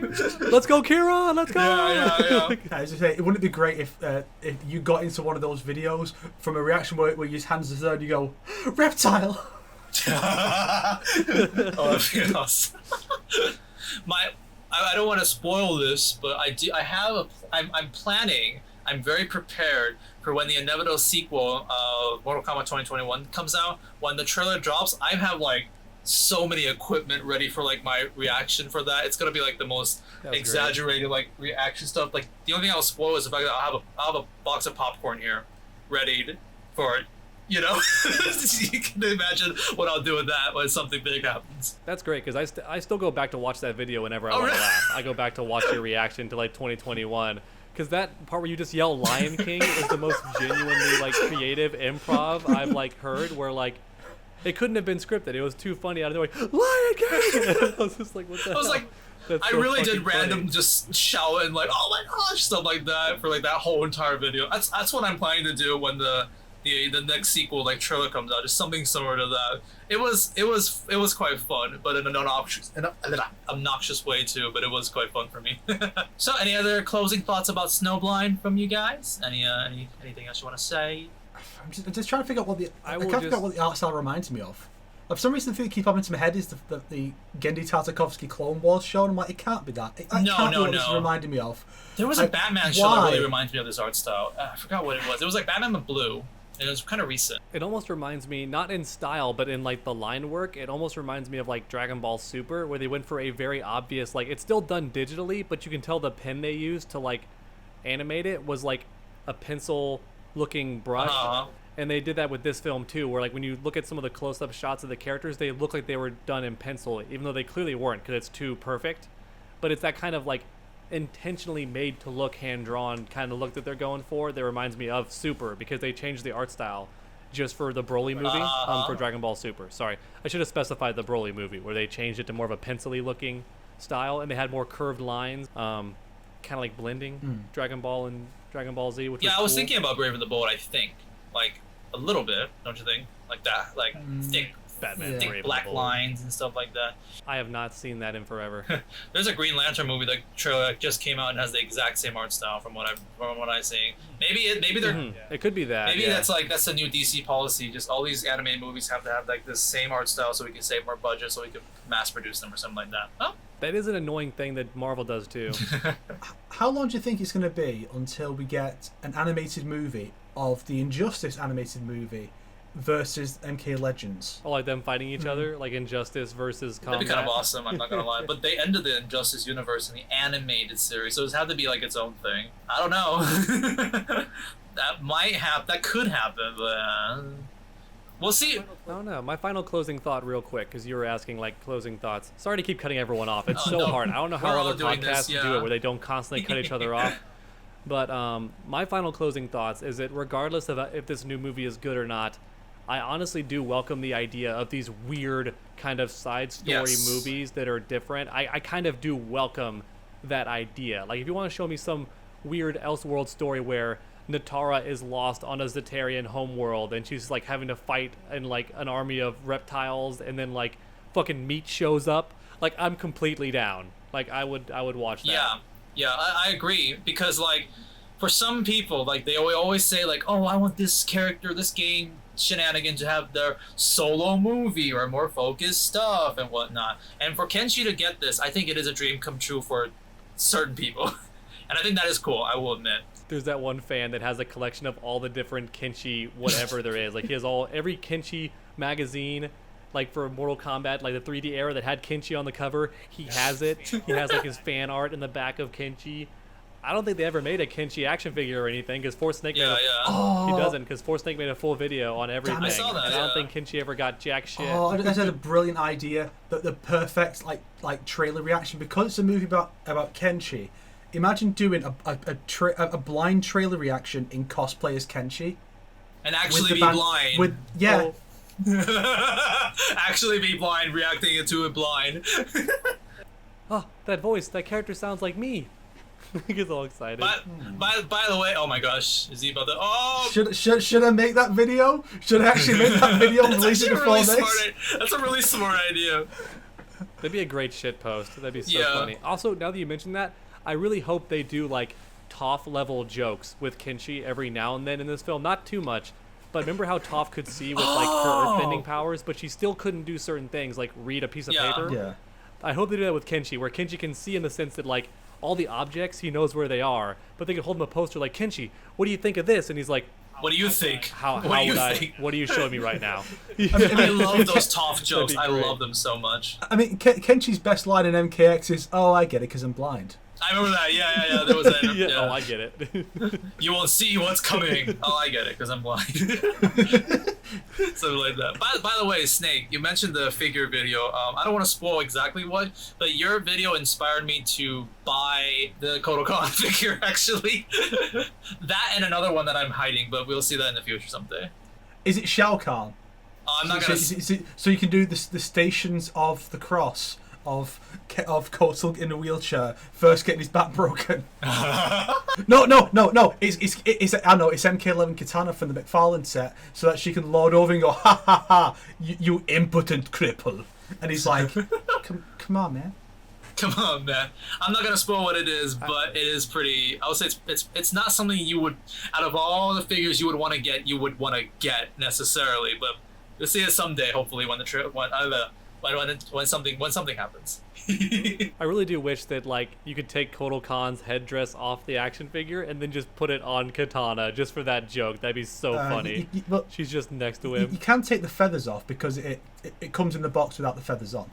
You can take this off, but it's only the feathers. I don't know how well it would look on Katana or how it would stay on. Wait! I just thought of something. Wait a second. Oh shit! I opened something up. Could like put it on his crotch. No. Actually, that's very gnarly. When you take the feathers off him, it's the cinematic move version because the headdress always comes off. Oh, that's right. No, what I was gonna do was this. We got Reptile Com, baby. Oh, he's one of those feathered raptors. Oh yeah, the feather raptors. I should draw fan art of this character like this right now. Scientifically accurate reptile. That would be a cool alternate skin actually in a future game. Like if MK12 ever comes out and we get Reptile and they have like customizable pieces, it would be kind of cool if one of the pieces has like feathers on like his forearms maybe or something to like reference that like raptors had that. They have a lake monster version of him. I totally could see that happening. Yeah. What if they bring back variations and that's one of his variations? Like they go really wild with the idea. A so it's like he's got feathered arms that let him fly. So he becomes like a pterodactyl. He's basically Sauron from X-Men. I mean, I'd be completely down if one of his moves he like runs up the wall and dives down at you from an angle and like gets a little bit of limited like flight with the feathers. Like I'd be down for that, like ninja style wall run hop and stuff like Rashid. No, I want him to like Fang in Street Fighter 5 where he's flapping his wings and like dropping acid on people. I turn into a bird. Just like drops the shit. But he's dropping his egg sacs. Oh my gosh. His reptilian egg sacs. So we've been recording for about like, an hour and 30 minutes actually right now. Would you guys want to end, or do you want to talk about one more topic? I think we can just end right now, honestly. The Thor, I was thinking about the Thor one if you want to talk about that. I'm down if y'all are, because I do kind of want to. I feel like the world isn't ready to accept that Thor Love and Thunder is objectively a bad movie. And they're still trying to pretend that it is good. I really want to get into this. Okay, so how about let's just try to let's have this be the last big conversation we do. The Thor Love and Thunder discussion got too long, so we decided to put it into episode 2. So that was our first or second episode of the podcast. Technically speaking, what we're trying to do in this podcast is we're gonna mention Mortal Kombat once in a while, but we're just here really to chat, honestly. That's mainly what we're doing here. We still don't have a title for this. Are we really just gonna call it the Untitled MK Podcast? Is that really our name? The Untitled Podcast, or the Untitled Combat. No, you can't call it Combat Cast. Damn it. I mean, Combat Verse is fun too. I think Top Tier Podcast sounds the best because Realmcast is like one of the best ones in my opinion. Like, that has there are already been so taken. many Mortal Kombat themed podcasts, usually with specifically 2 people, that any name you could come up with has been taken. Filmcast has that already been taken, right? Realmcast is a pretty big MK podcast. Okay, that's what it is then. Gotcha. Yeah. Well, but we don't want to be just Mortal Kombat. That's what we need to tell the viewers. We want to talk about a lot of stuff. So it could be any number of things. That's why I think that like Top Tier sounds cool, because the Top Tier podcast implies that our podcast is amazing. But also there's that very slight fighting game reference because Top Tier is like referring to fighting game stuff. Yeah, and it'd be a cool logo too. Top Tier could be a pretty fun like logo. I mean, Moist Critical called his the official podcast, right? So that was pretty vain. Oh. Did he? I think so. didn't know That's that. what Moist Critical has great humor like that, where he just calls things what they are. But it's like when Rooster Teeth, when they realise no one actually has taken the name Let's Play for a Let's Play channel yet, and so they're able to snag that. Which is very fortuitous. Yeah, that would be very confusing. Yeah, so this episode has been a bit... the spoiler cast went a bit too long, so I imagine that's probably going to be like standalone as episode 2 or 1.5 or whatever. Yeah, I'll cut it in half, I think. But basically, we're going to aim for about 2 hours per episode or so. I think that's a Yeah. decent length. Some will go longer, like say a new MK thing comes out, we'll probably have more to talk about with it. We'll go longer there. Yeah. So there will be some that are longer, but the typical episode will be 2 hours. We're also looking at roughly every 2 weeks, maybe every month, depending on how much of a workload this is. By like every 2 weeks, unless we end up like today, where we just keep going for so long that we've given enough footage for 2 episodes. Because I think another cool fun topic for another video could be like, what makes a good fighting game like main character or protagonist versus like a bad one. I have a lot of I have a lot of fun stuff like planned up, like we can talk about and stuff. But you definitely have to come to one of the two though, because you cannot pass up the chance to title the second episode Love and Thunder is worse than Morbius or something like that, and just title it that, and it'll get so many clicks from people, I bet, because they'll be like, what? That's gonna be the Morbius episode. Yeah, I'm excited for that. Yeah. We also want to do Q&As. We're going to work on getting that set up, whether it'll be an email address you can send to, or like a Discord or something. Just somewhere you can send your questions in. We can answer a few of them every episode. We were supposed to talk about what we've been up to, like content we've consumed or we've been making. Because I've been making tons of stuff lately, but we went a bit long with the Love and Thunder thing, so we're going to try and get a bit more of like a formal structure for the next episode. Maybe like open with is what we've been up to, and then we'll have like a major topic as well as just assortment of other stuff. We'll figure it out. We're still trying to. We're just starting. Yeah, this is like literally the first episode we've done. We might also have guests too, like because it's the three of us, but like there's a. I made like a border with like a fourth screen down there. Dog wants me to put Ed Boon down there. I don't know if I will, but we'll see. We'll see how that turns out. It would be so amazing. We'll probably just have the logo or something when we don't have a fourth person on. But yeah. It'd be so funny to have Ed Boon. Like even like right now, my screen Sonic has like my big screen, and then like down on the bottom it has like the blank one, which is just my audio. If you could put Ed Boon like on loop there, that would just be amazing. Yeah, I could just take one of his interviews. I think the dream guest would be Ed Boon or like Maximilian. I think these are like the biggest top tier. He's for been like on podcasts recently. Podcast. Yeah, he was with like Justin Wong and stuff. Oh. Well, maybe someday.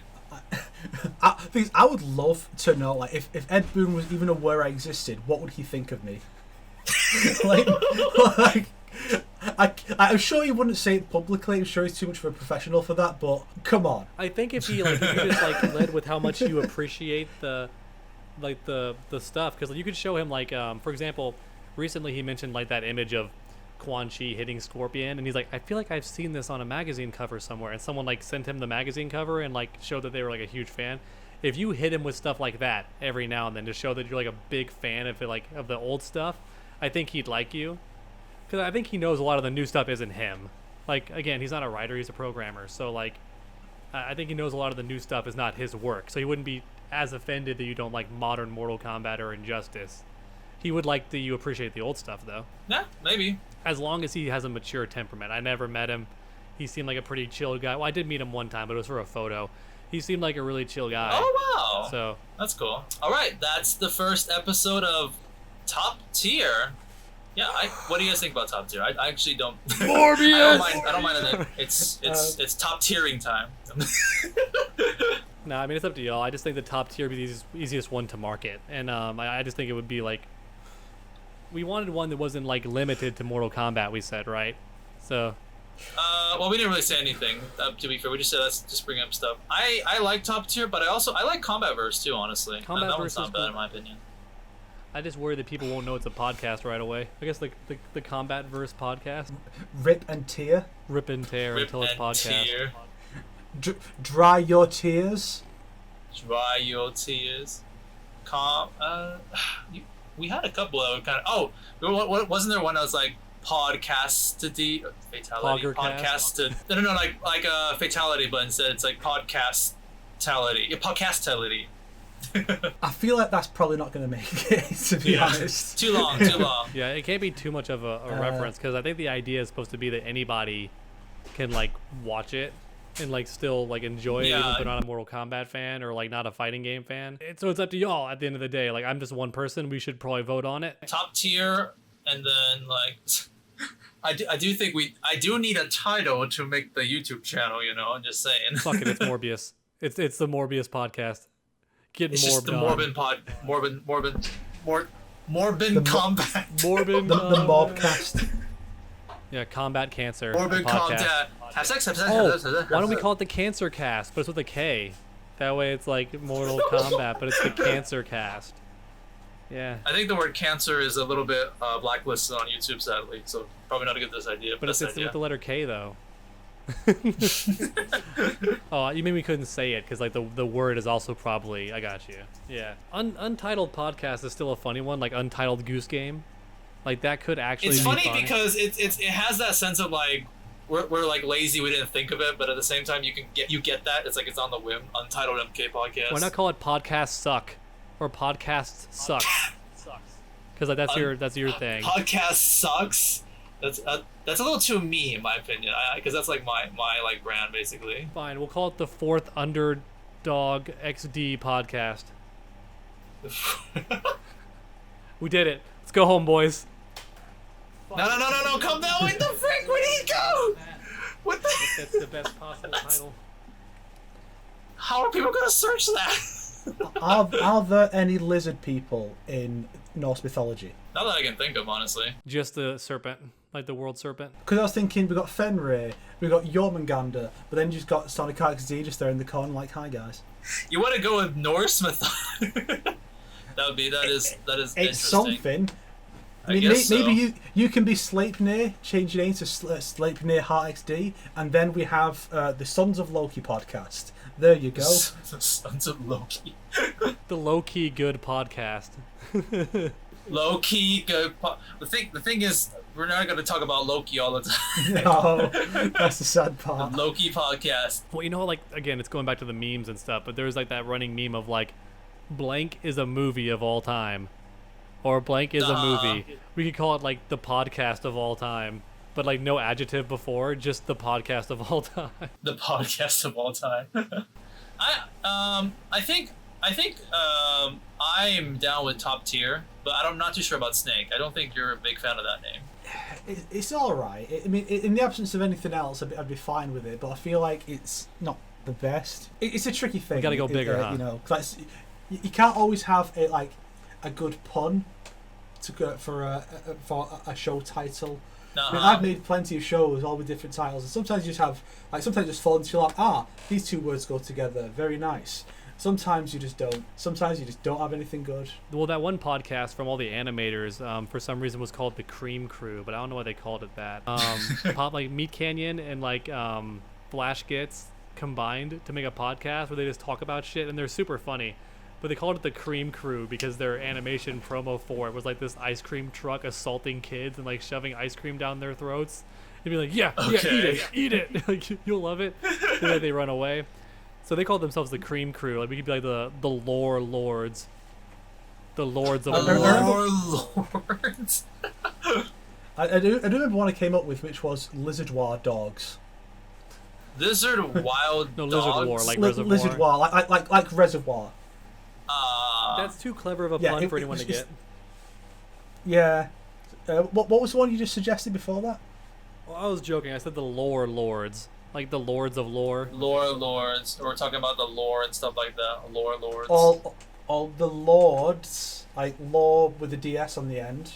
The lords of something. Lords of Combat. Lords of Combat. That's a little too cool of a name in my The opinion. lords of Lords of Combat. top tier. The lords of top tier. The Combat Kings podcast. There Combat you go. Kings sounds cool. That Combat sounds almost Kings too cool. with an S. Combat Of course- Kings. Well, yeah, of course with an S. It's plural. It's not just one Combat King. That is Yeah. kind of cute, actually. I actually kind of like The that. Combat Kings. Kings. That could be fun too. With the Combat Kings, yo. Maybe we should like have people like you could like send it out to your like take like our top 3 picks and like send it to your friends and family and I'll do the same and we'll see which ones they think is like the best title and we can like come back with our results of the polls. We could even pull our own our own channels right now. We could like go to the community tab and be like, hey, what's the best name for a podcast and give them like our top 3 or 4. But we gotta decide as a I group like what our that top idea, 4 actually. are. Yeah, like I don't think we need to immediately think about this. Although immediately, but I will say that we do need this for the channel and like stuff.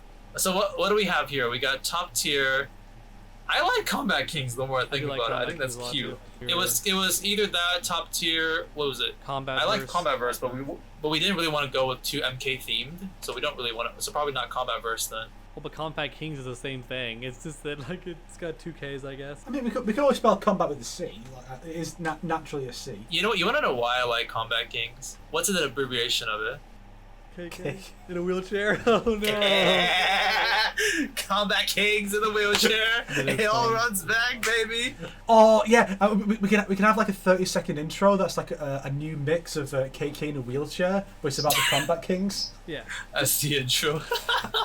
We have what? Combat Kings top tier, and then Combat Verse podcast, and then we need like a 4th and a 5th one if we can think of ones that we liked a lot. Podcast in a wheelchair. podcast in a wheelchair. No, people would think that we're like a handicapped like group of people and be really offended when we're not. We're not talking about disabled stuff. How dare you? Podcast sucks. Podcast sucks. Like podcasts sucks. Like that. The title. Yeah. Yeah, like your videos. This thing sucks Yeah. or does not suck. Yeah. The Yeah. podcast That's a little too me though. I'm not too sure if you guys would want that. But you have the most meme power though. Like whenever you make a video, like it blows the fuck up, and you don't post very often. So I think yours has like the most selling power. But I mean, we could use that as a gimmick for the episode titles, like Thor: Love and Thunder sucks compared to Morbius. Oh, and maybe like, because we were talking about EVO, so EVO sucks or doesn't sucks as like a title or something like that. That could be an No, interesting. well, maybe idea, it's the first episode is Mortal Kombat Legends Snow Blind sucks. Episode 2 is Thor: Love and Thunder sucks. Episode 3 is whatever the fuck's Morbius sucks, I guess. That actually is a pretty good idea, honestly. But again, I don't dislike that actually. It's theming. There's a theme to it. Oh, but the issue is that's not really the title though. That implies our title is sucks, or the sucks. yeah. Call ourselves the Red Sucks. Well, it can still be. The So how red about we combine sucks. the two? We do like Combat Kings, but then we still have like the title will be like Thor: Love and Thunder sucks. But like it'll be like podcast number 2, Love and Thunder sucks. Yeah. The title could be fun. You want to have fun episode titles. I mean, like you'll never top. You'll never top the Super Best Friends episode, Aryan Resurrection, but we can get pretty close, I think. Yeah, I definitely think I can title the first episode something like Mortal Kombat Legends. Snow Blind sucks, but like I think that's not really like the podcast name though. But I mean, No, I did. it just works as like a clickbaity episode title format. Okay, Why you guys can think of it? I'm gonna go back into our chat because I remember we threw a bunch of. Here we go. You said the cast with a K. I said podcast with a K. Podcastration. Podtality, podcastality, podophilia. What? Oh yeah, podophilia. Which I'm pretty sure that's the word for foot fetish. Podophilia. Which, as a name for a podcast, is not that bad to be honest. If that's the subject matter. Like, you could do a lot worse. You just have to be very careful with that name because it's one letter away from paedophile. Yeah, you don't want to try. Yeah, that's one of the And you issues don't- from what you don't want that. from what I'm seeing. The pedocast. The pedo kiss. Imagine doing that and getting away with it. Oh my gosh. Yep, I think that's about all I've got. The weather gorecast. The what? The weather gorecast. The weather. The weather gore cast? Like a weather forecast. But with Oh, the gore. weather gore cast. Haha, I get it. These are all too clever, Snake. Or You're maybe, too or maybe, smart. maybe it's just a podcast about Gore the God Butcher. That's also possible. Dog just said you're too clever for us, Snake. That was too clever of a joke for us. I didn't realize just now how stupid Gore's name is because it's just literally Gore. It's not spelled that way, but I get the joke now that he's a god butcher and his name is literally Gore. Like blood and gore. Oh. That's way lazier than I Really? thought it was. I swear he's cool in the comics, I swear. Oh, I just thought of a dumb one, but instead of Super Smash Bros, how about Super Combat Bros? Get out. Get the fuck out. That's more the name for that's the name for a Let's Play channel centered on fighting games. Really? Oh, yeah. Super No, Combat. not saying it literally is one. I'm saying that's the kind of name you would use for that. True. I Super mean, Combat maybe we Bros. will make some dumb Let's Play channel in the future, but for right now, I actually would love to like play some sort of game with you guys as like an event or You're something like that. you're reminding like me an now episode. of like that what the fuck? What's the hammer? Okay, I couldn't tell what that was, Snake. That freaked me out from a distance. Anyway, He's been holding that throughout the whole episode. but like yeah, but the way he was wiggling it made something like a sock puppet on or something. I was really confused. But no, remember the Combat Girls or whatever it was called? oh, MK Ultra, MK Ultra Girls, yeah. MK Ultra Girls, yeah. Yeah, MK Ultra Girls. Nope. I still wish that would be a thing just so I can see what it would be like. I'm just curious. And we can cross it over with the DC superhero girls and do like a weird take on MK versus DCU. Yeah. Make a weird like Teen Titans Go style like crossover film with them where like they just like fight each other. It'd be like an MK versus DCU extension. Yeah, I'm just still thinking right now, so I'm quiet. Like I just expect because like Sonic is thinking so hard.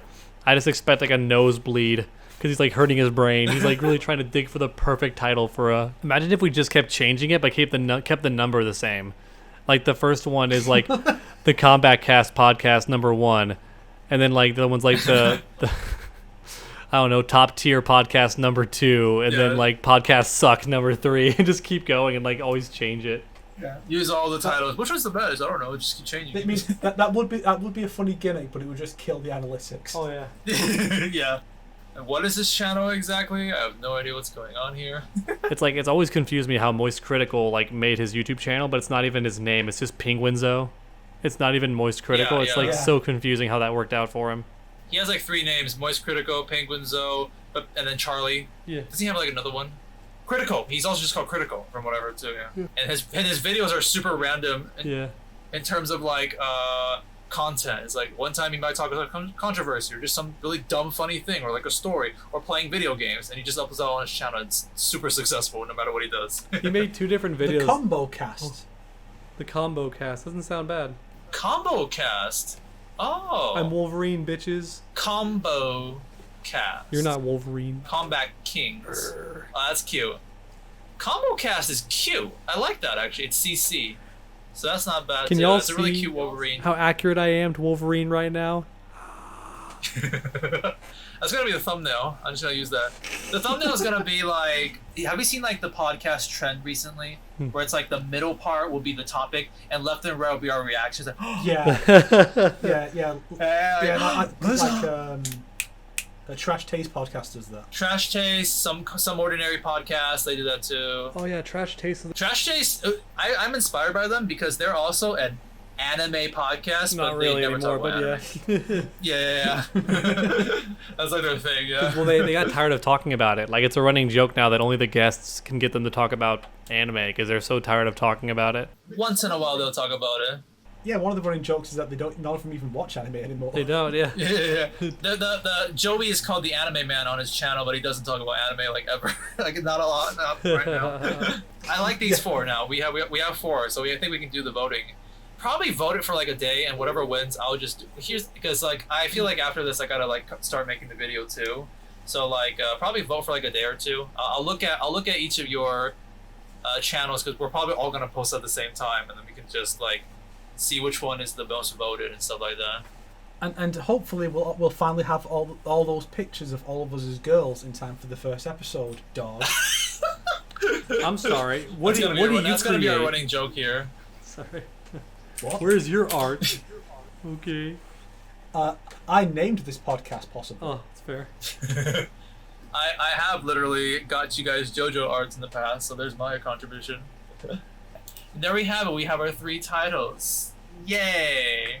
Okay, I'm ready to go to 3? sleep too. It's the 4. Sorry, 4. It is 2 in the morning. I was expecting we would end it at 12. Oh my goodness. Yeah. It's y'all's My fault. brother They is- could go on needs, for too long. Yeah, we just went with the title. To be fair, Thor: Love and Thunder rant really took up way more time than expected. It's that bad of a movie. Yeah, Dawg. Like a Yeah, rabid dog. Dawg. It's all your fault. So the Thor: Love and Thunder episode is gonna be 80% just Dawg talking. You know? That's not true. Y'all kept like coming in, is why it took so long. But yeah, I guess we should end it here. Say bye-bye to the viewers, the lovely viewers. Bye-bye, guys. It was nice chatting with you guys. Yeah, hopefully the next episode will be a bit more varied in Organised. topics. Not Yeah.